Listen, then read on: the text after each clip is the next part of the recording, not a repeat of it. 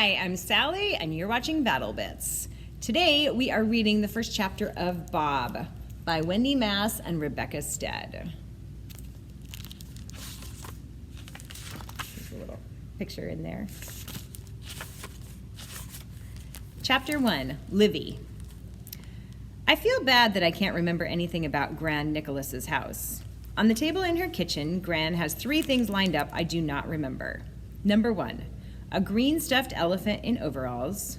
Number 2, a net bag full of black chess pieces. Number 3, a clinky old tape recorder. You loved these things when you were here before, Gran Nicholas tells me. But I don't remember any of it. Not the horses, Gran Nicholas says, pointing out the window to a dusty yard.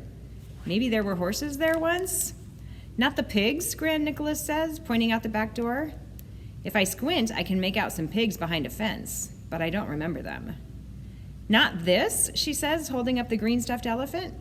When you were here before, you wouldn't let go of it. You carried it everywhere. You wouldn't let anyone get near it. But it's like I've never laid eyes on that green stuffed elephant in my life. It could have been anyone's green stuffed elephant, and I would not have minded. Mom looks nervous. She wants me to remember.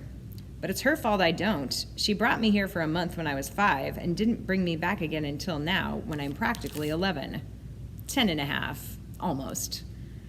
Of course, I do remember Gran herself, because we talk on the phone every week and we write each other postcards. Gran tells me the news of Australia, and I tell her the news of Massachusetts.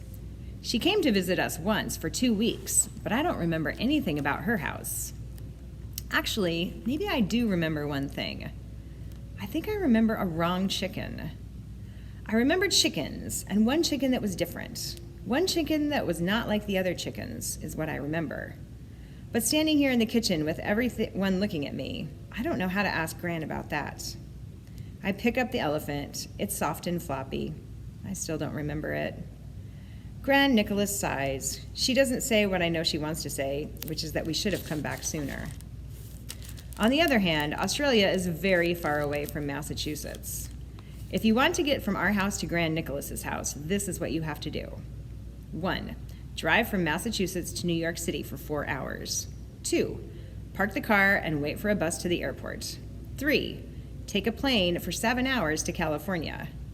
4, get off that plane. 5, take another plane for 19 hours to Melbourne, Australia.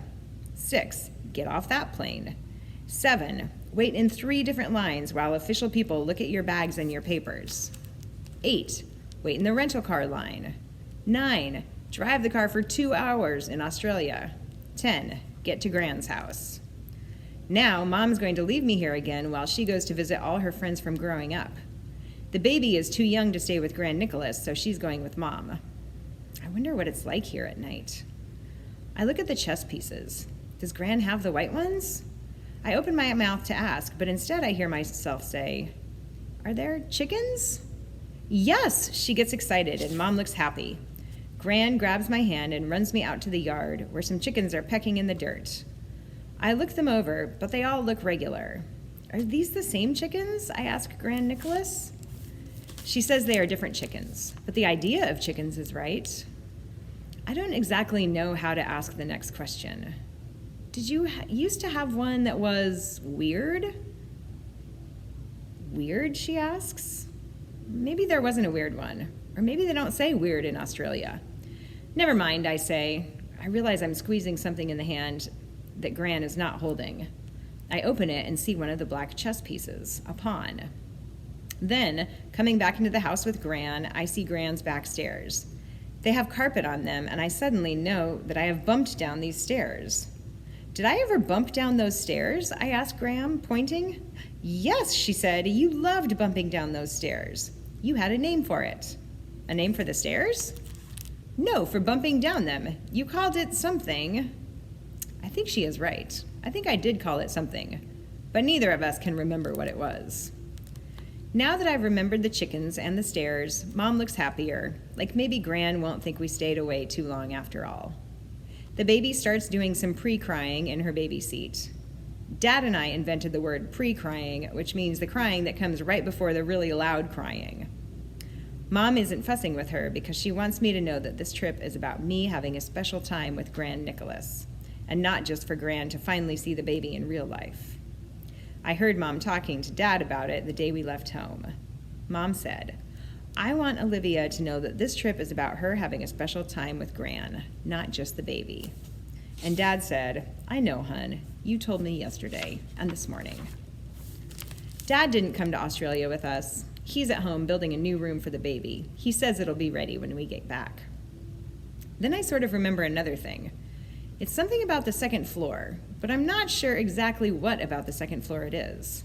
I'm still squeezing that black pawn. It feels good in my hand. "Is there something about the second floor?" I ask. "Yes," Gran says. "The second floor is where your room is and your four-poster bed." But what I remember about the second floor is not a big bed with a canopy. I still don't know what it is, but it's not that. It's...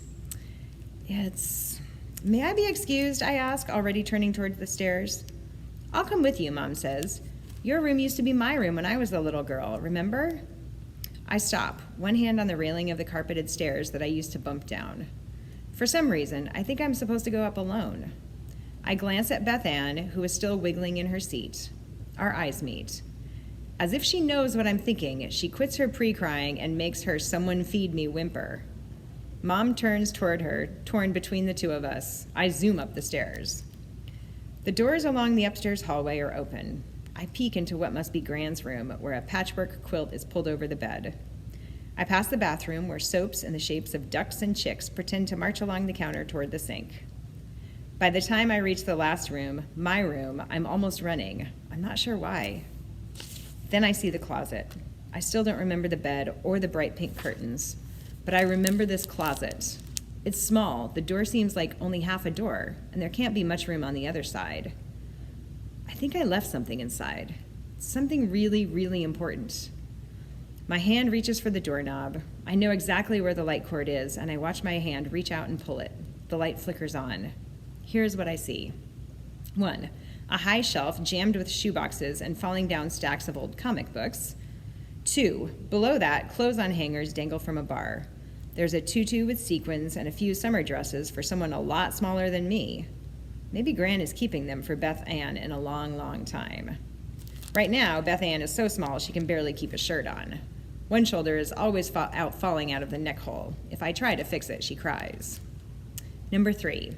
On the floor, under the little dresses, a Lego pirate ship sits on a brown carpet. It has 4 sails and a mast and a lookout tower and even a swimming pool. It must have taken a long time to build. 4. Next to the pirate ship is a thick old dictionary. 5. And standing on top of the dictionary is a small zombie wearing a chicken suit. He's rubbing his eyes, a Lego pirate clutched in one green hand. When his eyes adjust to the light, he uses them to look me up and down. Then he says, "You're back. Took you long enough."